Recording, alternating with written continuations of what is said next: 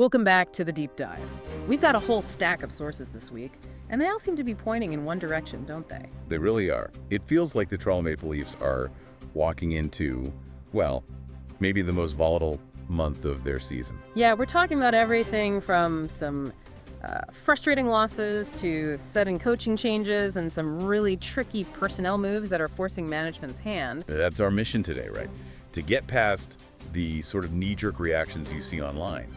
We're going to dig into these roster moves, the trade rumor. But really figure out the strategy behind it all. Exactly. What's the real financial juggling act? The number crunch that's driving all this? And maybe most importantly, is this recent surge on the power play for real?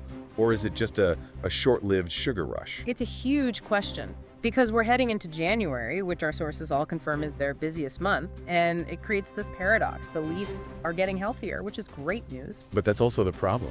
It's the problem. Every guy that comes back healthy means a new decision has to be made, and that usually means moving someone or, taking a risk. And that's what's so fascinating. These mechanical decisions, the ones just mandated by the salary cap and injury reserve rules, they get so misinterpreted by fans, People see it as a comment on skill. Exactly. When really it's just putting puzzle pieces together. So let's do that. Let's see where this roster actually stands and what tough choices are coming up. Okay, perfect place to start is the one move that I think really brought this whole roster tension to a head. The status of Marshall Ruoff. For anyone who hasn't been following his recovery super closely, this one might have felt a bit out of nowhere. He did. So the news is Marshall Ruoff was officially placed on waivers after getting cleared to return from his injury. And the big sigh of relief across the fan base was that he cleared. He cleared, yeah. He's now with the Marlies in the AHL to get some conditioning games in, which he absolutely needs. Yeah, but this is where we have to stop and analyze the why. This wasn't about performance, right? I mean, Ruoff's a player the team clearly likes, so why risk losing him for nothing? It's the classic cap constraint move. This had nothing to do with a performance demotion. He was on long-term injured reserve LTI after he broke his hand back in training camp. Which gave them that financial breathing room. Precisely. While he's on LTI, his salary doesn't count against the cap. But the second he's medically cleared to play, Clock starts ticking. that's it. His full cap hit slams right back onto the books. Yeah. And with the way the roster is right now, they didn't have the space, not the roster spot or the cap space to carry him and everyone else. So to send him down to the AHL, which is where he needs to be to get back into game shape, he had to go through waivers first. That's the rule. That's the rule. And it's the high wire act, for sure. It feels like a huge gamble. Did the sources give any sense of how the team weighed that risk? Yeah, the feeling I get from the reporting is that management was, reasonably confident he wouldn't be claimed. He's coming off a pretty significant injury, a broken hand, and teams are usually a bit wary of grabbing a guy who needs conditioning mid-season. Still, the risk was there. Oh, absolutely. He's a young player with promise. The fact they had to expose him just shows you how incredibly tight things are, cap-wise. They're trying to maximize every single dollar. So, to be clear, this is not a farewell to Ruoff in the NHL. This is just a deck shuffle to get him games without counting against that roster limit. 100%. The organization really does hold him in high regard.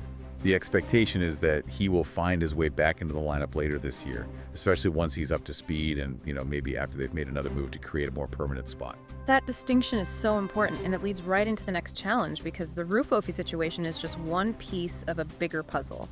The whole team is getting healthier, and that's creating this surplus of bodies. Especially on defense.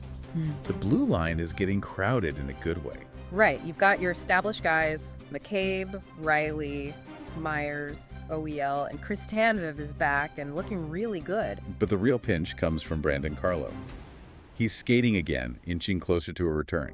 When he's ready, someone has to come out. And that's creating what our sources are calling some serious inventory problems. And, some of the reporting we're seeing, I think it was Elliot Friedman at Sportsnet, who mentioned that something is brewing on the trade front. It has to be. You have players with significant salaries who, when everyone's healthy, don't really have a clear spot in the everyday lineup. And that's the core of the pressure, isn't it? They need to shed salary, maybe get an asset back for a guy who's become expensive depth. Exactly. And the names that keep popping up in the reports, especially in that forward group, are Max Doy and Ben Whiffs. Okay, so let's talk about them. What makes them the likely candidates to be moved? Well, they're interesting because they have value around the league. They aren't top 6 guys on this team, but they are absolutely reliable NHL players who can fill a role for someone else. And their cap hits are the real motivation for the Leaf. That's what it boils down to. If you could swap one of their contracts for, say, a cheaper player or just for draft picks, you'd suddenly have the breathing room that the Ruffy and Carlo returns are going to eliminate. And what about that idea of moving an injured guy?